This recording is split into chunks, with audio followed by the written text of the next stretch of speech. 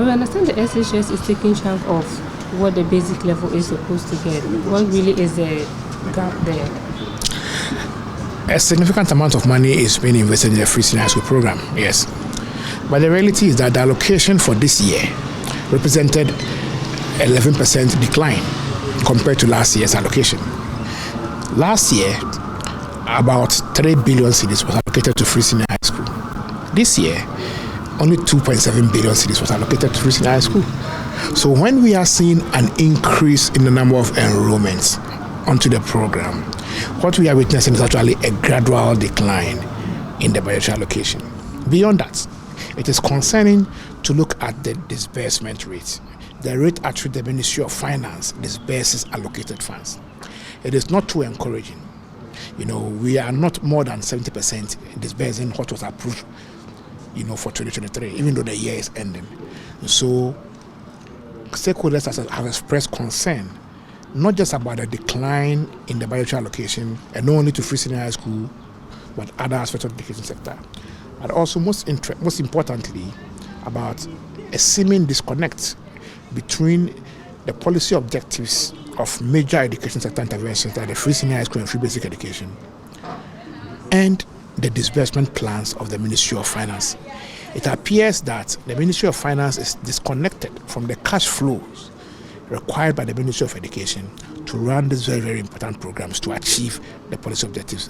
And that's why we are calling for a synergy of the Ministry of Finance's disbursement strategy with the Ministry of Education's policy, especially for the free senior high school and free basic education, so that funds don't end up getting to schools when schools have vacated. If that continues to happen, we'll have the situation where teachers will have a reason to impose hidden fees on students under the pretext of, or the justification of keeping schools running. Because if the finance ministry does not disburse funds adequately and timely enough for schools to buy food, teachers will fall on parents. And it will lead to the situation we are seeing today where parents are paying more than they're supposed to pay in senior high schools. At the same time, similar implications will happen at the basic level. Because if the capitation grant is not going to the schools, teachers will fall on parents for support. And that is why in many schools, especially in Greater Accra here, pupils and parents are being asked to buy their own desks. It is because funds for providing these facilities have not been forthcoming, or they are in delayed disbursement.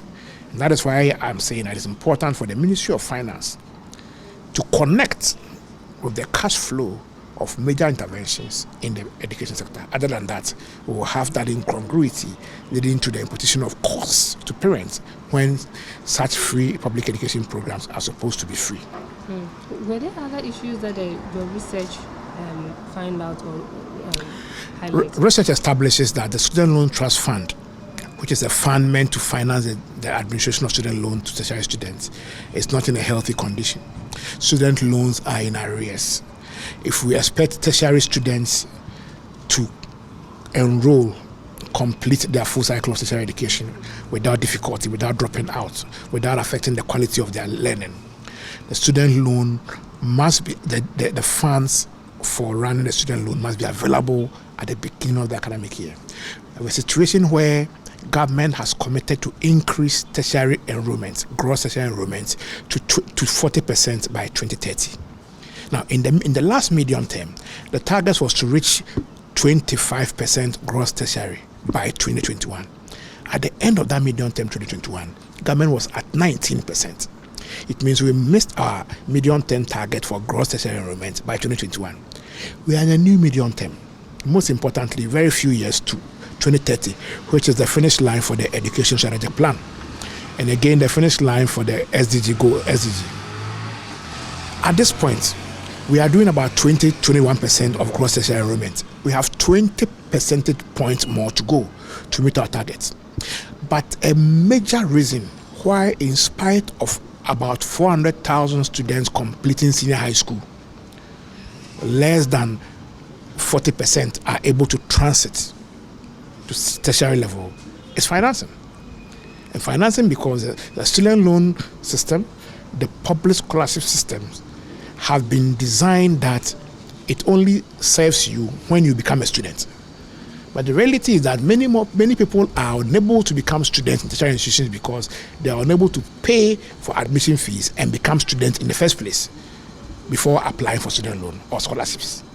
And so the finding has a recommendation, and the recommendation is that the Scholarship Secretariat, Get Fund, Student Loan Trust Fund, and all public scholarship schemes should reset their application timelines such that students, even before the schools reopen for fresh admissions, once students obtain their admission letters, they are able to apply for these bursaries within 2 weeks and processed response given within 2 weeks, so that those who don't have money to honor their admissions will have these funds available so that they can become students.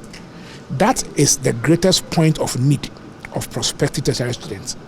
And when they enter the schools too, our recommendation is that a percentage of Get Fund being allocated to support the student loan should be increased. If that is increased, it will increase the disbursement of student loan. As things stands now, the student loan is struggling because it is relying too much on repayments to finance student loan. We think Get Fund should increase its allocation because under the law, Get Fund is obliged to commit a maximum of 10% to the student loan. But the last time I checked, they were not doing more than 1%. So there's still room for improvement between 2 and 9%. That is the other finding and recommendation regarding bursaries of tertiary support. Yeah, thank you very much.